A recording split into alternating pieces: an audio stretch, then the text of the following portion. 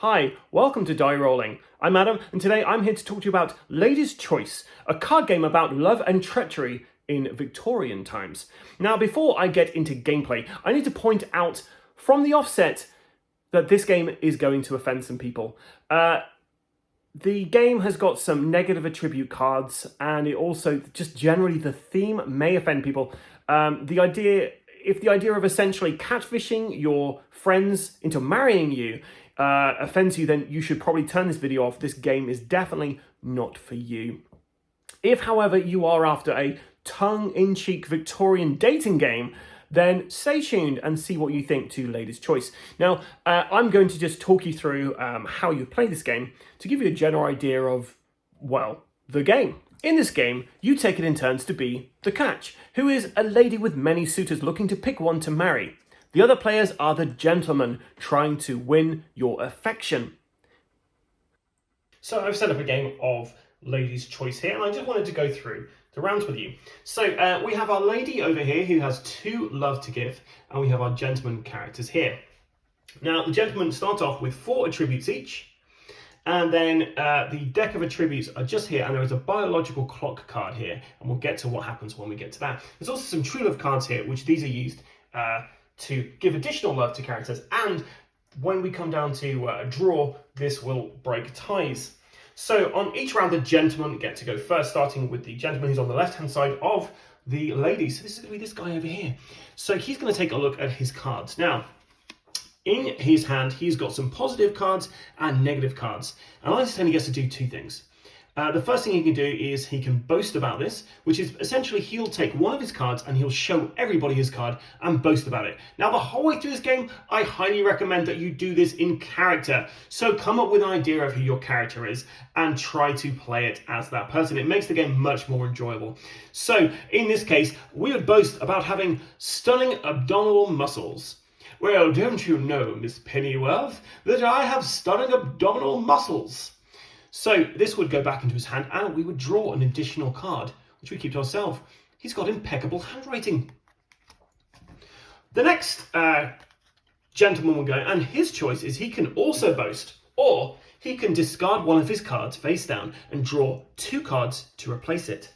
Now, in our hand over here, we've got our positive ones, and we also have negative one here, but we've got these 2 wealth cards. Now, the wealth cards will help you try to become the most dandiest of the gentlemen, but you only get to keep 1. So in this regard, we're not going to boast this turn. We're actually going to get rid of the gold rim monocle, and we're going to draw 2 more cards into our hand. Now, straight away, we have got a card that might offend people, a midget card. So it's now up to the lady, and the lady has a choice on her turn. Because the game is called Lady's Choice after all. So she has the option. She can either court one of these gentlemen, and what that means is she'll basically get to see 2 of those cards, or she can marry somebody. If she has a really good feeling about a particular person, she's going to marry. So in this instance, we are going to say she wants to find out a bit more about this gentleman, because she already knows about this guy's abdominal muscles, but she's a little curious about this guy. So we shuffle the cards up, we place them all down, and she gets to choose 2 of these to look at. And she's just found out that he's quite a bit older and also hard of hearing. And the gentleman also gets to see which cards she looked at.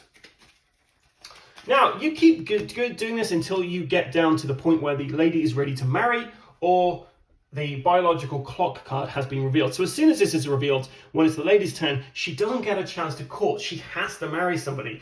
And this stops you from going the whole way through the deck.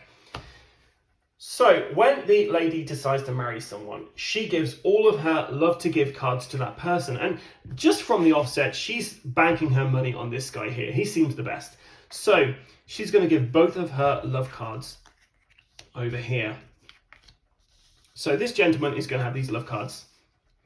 Now, we have to find out which of these gentlemen are the most dandiest characters. So to do this, we reveal. And how we played it is, we reveal the positive effects first and talk about them. I have stunning abdominal muscles and impeccable handwriting. However, then you reveal the negative things. I am actually fleeing the police. I'm a heavy drinker. And I'm also a terrible gambler. Now, some of these will actually cancel out other cards. So this guy is well into the minuses here. He is not as good as he looked on paper. But over here, we find a wealth card, so we get the wealth card out first, and he had an impressive art collection. He was also an opera singer, but he was quite a bit older, hard of hearing, and a midget. So, 28 take, 23, 5 points. Definitely, this guy was the most dandiest. So, we give the dandiest card over there to this gentleman because he was the most dandiest. And unfortunately, commiserations to this guy, he was the least dandiest. Now, because I was the least dandiest character, I get to keep both of these love cards, but the lady gets a true love card. So if it was the other way around, and we had this guy was the dandiest gentleman, if we ignore the points for the moment, then what this guy would have had to do is he would have given back one of the love cards for each gentleman who is less dandy than himself. But he would get the true love card instead of the lady. You keep playing this until everyone has been the lady once. So our reviews here are unbiased and just our opinions on games. The subject matter of catfishing Victorian ladies, plus some of the negative cards in there is going to offend some people. There are cards where there's people who only have one leg, for instance. One of the cards has got a midget on there. Others are unfaithful, gamblers. There's some negative connotations with these negative attributes. And one of the cards specifically, so when you're the lady, you've got a certain amount of cards that the gentleman can pick up until a card is revealed, which is the biological clock card. And after that point, you have to marry. You can't do anything else. Now, that might really offend some people. So just bear that in mind. If you are at all interested in this game, that this could actually offend some people you're going to play with, or it might even just offend you. So we played this game as an adult party game, and the three of us had a really good time playing it. We had fun role-playing villainous Victorian gentlemen and Jane Austen-style ladies, and honestly, it was a really enjoyable experience. Is this game, however, in bad taste? Well, honestly, I think it kind of sits in a very grey area.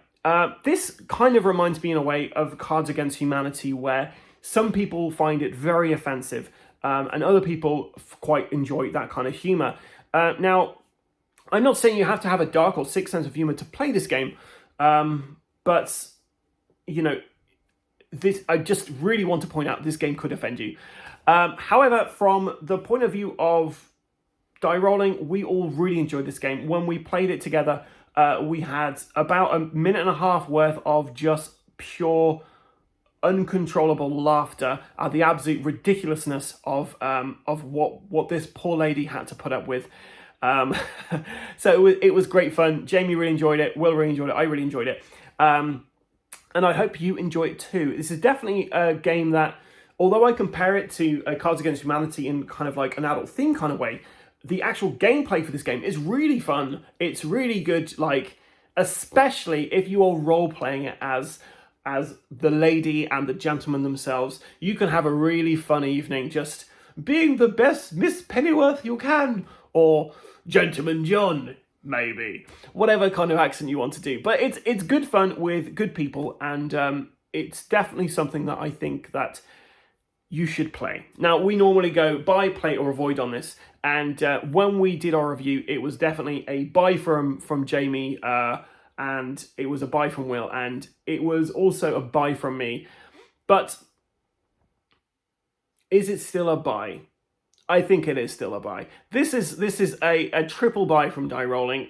It's really fun, and I hope that you've enjoyed this little kind of mini kind of review about this game. And if you'd like to see our gameplay video of this, then please stay tuned, because we will be posting one in the not too distant future. And yeah, if you've got any queries about this game, then please feel free to comment below, and I will get back to you very promptly about any queries you might have about it. So thank you for watching this. If you enjoyed this, please leave us some comments, like and subscribe. You know, all that stuff. You can find us on Facebook, Instagram, and of course YouTube. And you can also find me lurking in the Twitterverse now and again. Until next time, guys, please stay safe and stay rolling.